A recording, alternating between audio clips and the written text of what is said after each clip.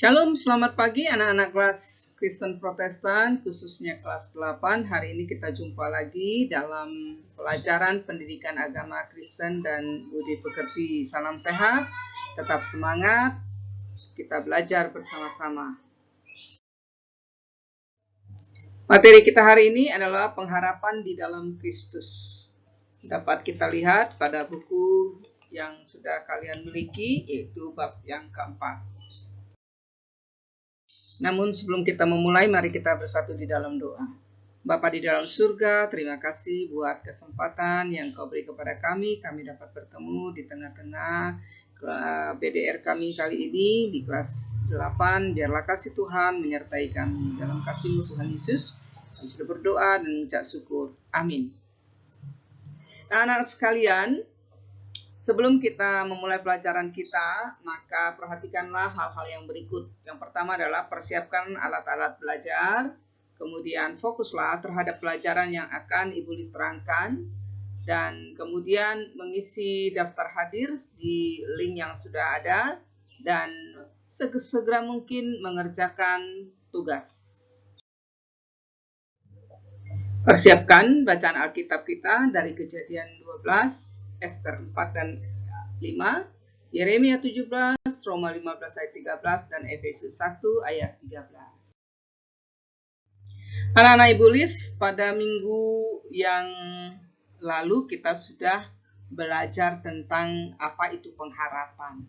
Ya, pengharapan itu adalah sesuatu yang diinginkan oleh setiap orang yang percaya agar apa yang diinginkannya pada masa yang akan datang itu dapat terwujud di dalam kehidupannya. Dalam Roma pasal 15 ayat 13 dikatakan, semoga Allah sumber pengharapan memenuhi kamu dengan segala sukacita dan damai sejahtera dalam iman kamu, supaya oleh kekuatan Roh Kudus kamu berlimpah-limpah dalam pengharapan. Dasar dari pengharapan orang Kristen adalah bagaimana dia menaruhkan pengharapannya kepada Tuhan. Pengharapan yang diinginkan oleh setiap orang adalah pengharapan yang terwujud nantinya ketika seseorang itu setia di dalam menunggu janji dari pengharapan yang dia miliki. Dasar pengharapan orang Kristen adalah Allah itu sendiri. Kenapa? Karena Allah telah memberikan janji dan memberikan pengharapan bahwa Ia akan memberikan kelegaan kepada umatnya. Pengharapan ini yang terus diperbaharui kepada setiap keturunan Allah dan sampai Allah menepati janjinya.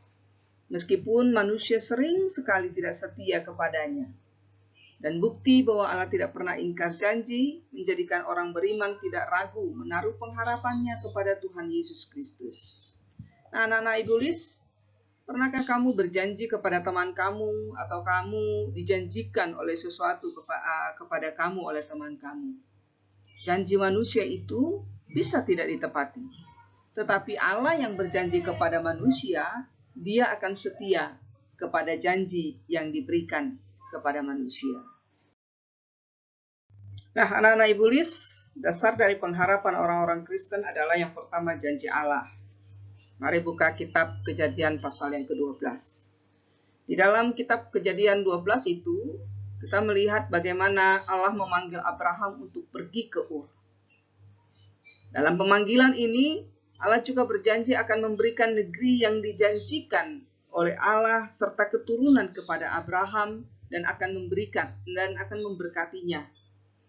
Dan janji ini bersifat ganda, artinya berlaku bagi keturunan Abraham, bahkan kepada kita sampai saat ini. Abraham harus bersabar menunggu janji Allah, bahkan sampai selama 25 tahun baru ada anak yang dijanjikan Allah kepadanya. Bahkan sampai saat ini pun Abram dikenal dengan Bapa orang percaya atau Bapa segala bangsa, karena Tuhan begitu memberkati Abraham. Nah, oleh karena itulah orang beriman dapat menaruh harapan karena janji Allah yang teguh. Janji ini yang selalu diingatkan Allah kepada umatnya. Tujuannya adalah agar umat Allah juga memelihara dan mempertahankan hubungan yang kudus dengan Sang Pemberi janji. Dan dengan jalan ini, maka janji dapat digenapi oleh Allah. Anak-anak Ibulis, Allah memeterai janjinya dengan dirinya. Janji Allah dimeteraikan dengan sumpah atas diri Allah sendiri. Materai adalah sebuah alat bantu yang dipakai untuk meneguhkan apa yang telah disepakati. Dan dengan demikian, hal itu tidak dapat diganggu-gugat dalam keadaan apapun. Begitu juga janji Allah tidak pernah diabaikan, dan Dia selalu memenuhinya.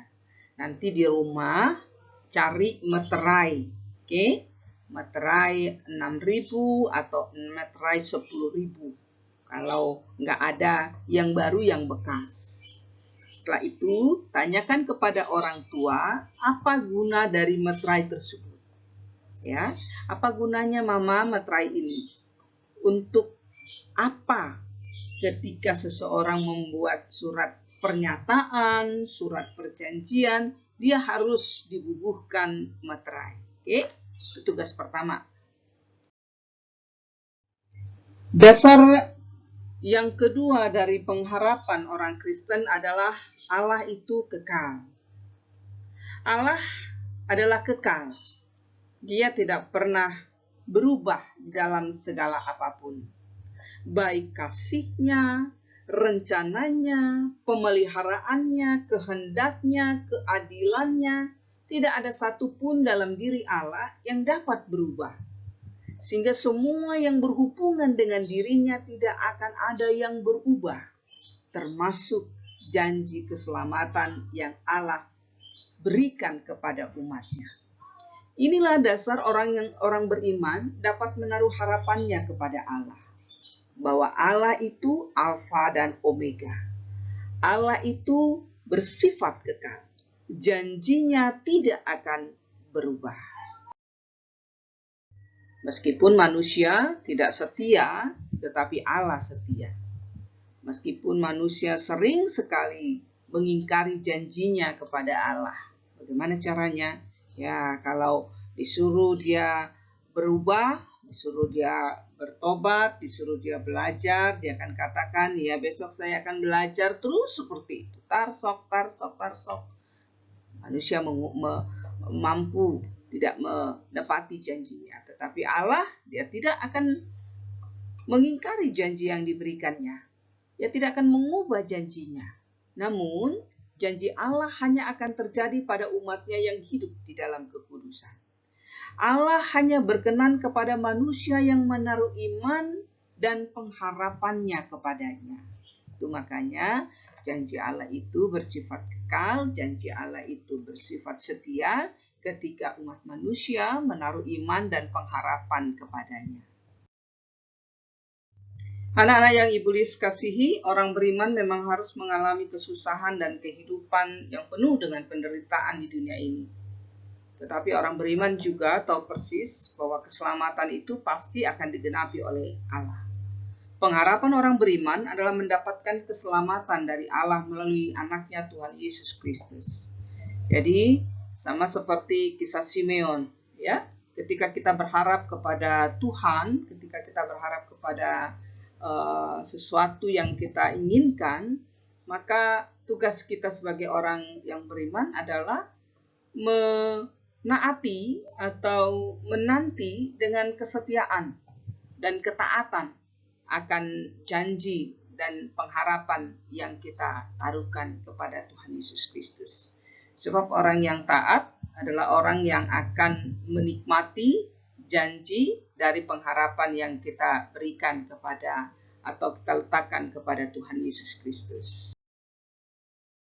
Nah, setelah kita mempelajari tentang pengharapan di dalam Kristus Yesus pada pertemuan kita kali ini, Maka tugas anak-anak Ibu Lis adalah membaca satu surat Rasul Paulus kepada 1 Korintus 13 ayat 1 sampai ke 13.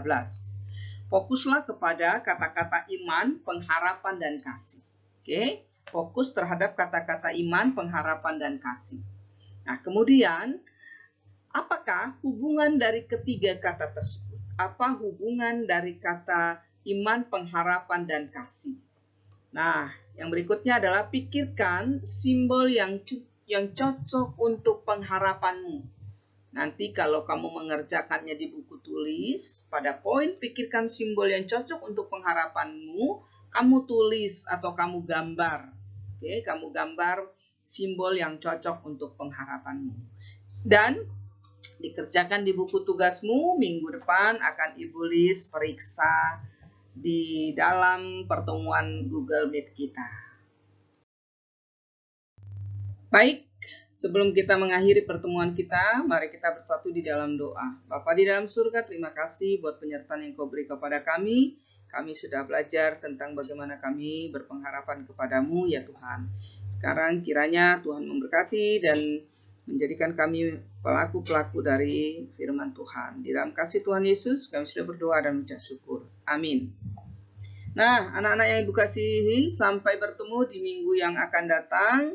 Tetap sehat, tetap menjaga protokol kesehatan. Kiranya Tuhan Yesus memberkati kita semuanya. God bless you.